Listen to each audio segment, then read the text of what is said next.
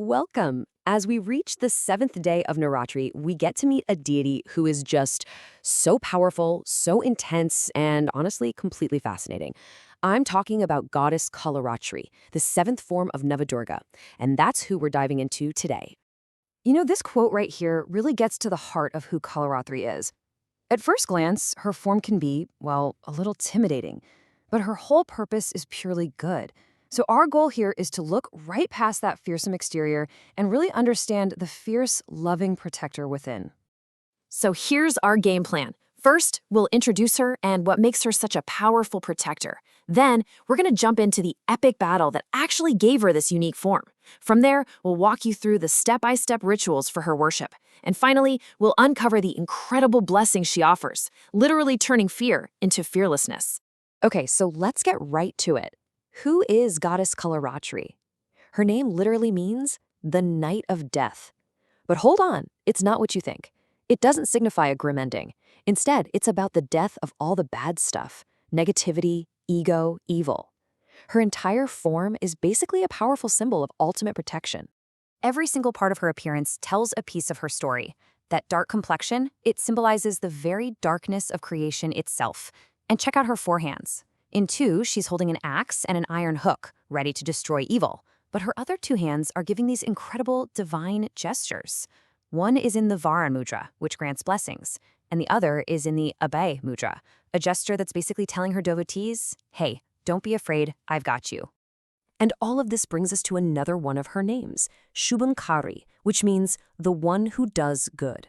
Now that seems like a total contradiction to her appearance, right?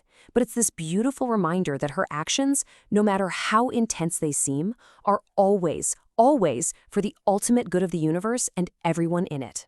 But why? Why was such a fierce form even necessary in the first place? Well, the answer lies in this legendary, absolutely epic battle against a demon who had a power that seemed totally unbeatable.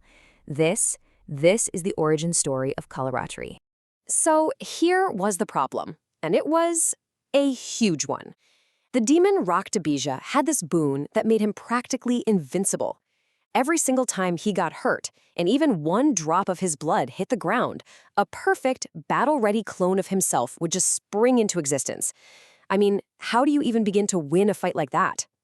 Just try to imagine the scene. The more the goddess fought, the worse it got. One demon became two became four, and pretty soon the battlefield was completely swarming with thousands of them. It was a total nightmare. A normal victory was absolutely impossible. They needed a new plan, something radical. And the solution was just as radical as the problem. This is where things get brilliant. The goddess manifested Kalratri from within her own being for one very specific, very crucial job. As the goddess kept striking Raktabija, Kalratri followed right behind, her tongue stretched out, drinking every single drop of his blood before it could even dream of touching the ground. The very source of his power became his downfall, and just like that, he was defeated. Okay, so that incredible story gives us the why behind her form. Now, let's talk about the how. How do we, today, connect with that same powerful energy on the seventh day of Navratri? Well, here's a simple guide to her puja ritual. The whole process starts with purification, both for you and the sacred space. So after you bathe and put on clean clothes, you get the idol or image of the goddess ready. You'll bathe it in holy water, which consecrates it.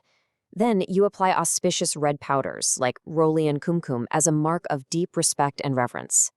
The offerings are quite specific, and for good reason. The color red is said to be very dear to her, so red flowers and red clothes are a must. Along with sweets and different kinds of fruits, there's one offering that's considered especially important: honey. Its sweetness perfectly represents the wonderful, positive results she brings into our lives. Now, at the very heart of the worship is the chanting of her Siddha mantra. This is a powerful sequence of sounds that's chanted to call upon her presence and her protective energies. Let's just say it together once. Om Aim Hreem Kleem Chamundaya Vichi Om Kalratri Devyai Namah. And the power of that mantra gets amplified through repetition. Devotees chant it at least 108 times. Now, that number is sacred in so many traditions, and repeating the mantra is really the key to focusing your mind and building up this incredibly powerful spiritual vibration. All right, so you've done the rituals, you've chanted the mantra. What happens next? What are the real, tangible effects of this worship? This is where we shift from the ancient stories and rituals to something that's deeply personal and can be truly life-changing.